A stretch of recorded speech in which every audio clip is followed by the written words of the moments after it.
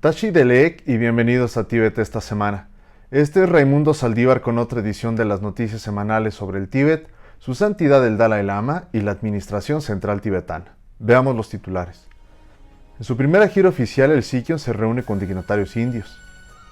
Un escritor tibetano permanece sin juicio en una prisión china desde hace 2 años.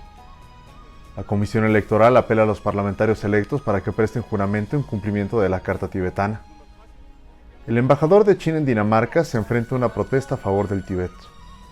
Canadá, junto a 43 países, expresa su preocupación por el Tíbet. Bharat Tibat Samanjab Sangh celebra la resiliencia tibetana en el Día Mundial de los Refugiados. La comunidad tibetana de Newcastle y el Club Australiano de Arquería Tibetana celebran el 86 cumpleaños de su santidad, el Dalai Lama.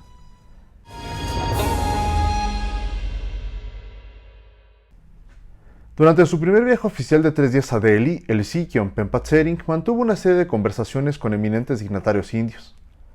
El representante Kasu Kodudouchun del Buró de Su Santidad el Dalai Lama en Nueva Delhi, en una entrevista a Tibet TV, dijo que los compromisos del Sikhion en la capital india fueron muy productivos. El escritor tibetano Lobsang Lungdup, que fue arrestado por las autoridades chinas hace 2 años en julio de 2019, continúa en una prisión china sin juicio. Según los informes, Lobsang Lungdup, un exmonje intelectual y escritor, fue detenido en junio de 2019 por utilizar materiales didácticos prohibidos en un centro educativo privado, donde trabajaba como profesor. Se sabe que Lobsang viajó mucho a varios lugares del Tíbet para registrar las observaciones de sus compañeros tibetanos sobre las protestas pan-Tibet de 2008 contra el gobierno chino. También escribió y publicó varios libros y artículos. Al abordar el estancamiento actual en la elección del presidente y vicepresidente del Parlamento tibetano en el exilio, el comisionado electoral Wangdo Tserin Pesur hizo un llamado a los miembros electos del Parlamento para que presten juramento en cumplimiento de la Carta Tibetana.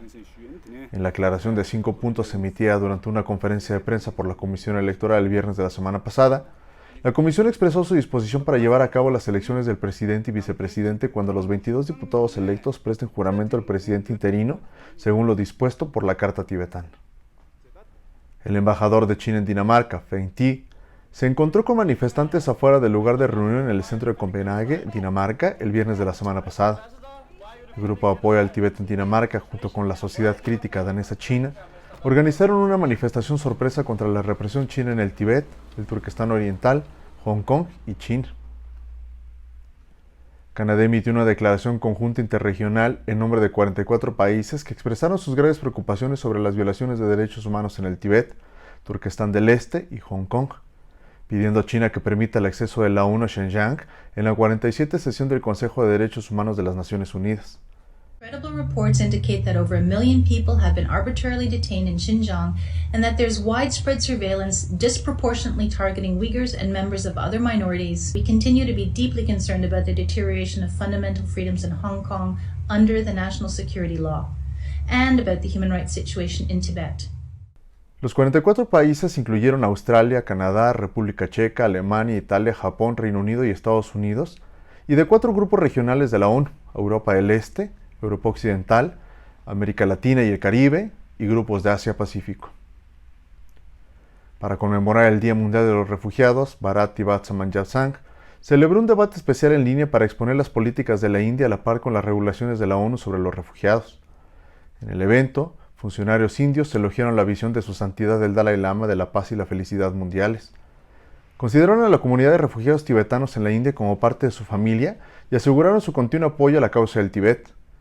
También destacaron la contribución del pueblo tibetano para enriquecer el tejido de la sociedad india, salvaguardando sus valores y sabiduría.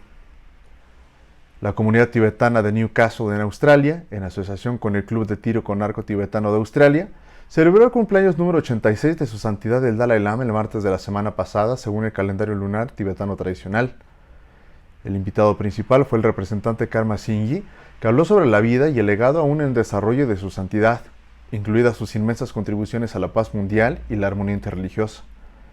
La celebración contó con canciones y actuaciones tradicionales tibetanas de niños y miembros de la comunidad, seguidas de una competencia de tiro con arco tradicional. Es todo por hoy, nos vemos la próxima vez, que tengan una excelente semana.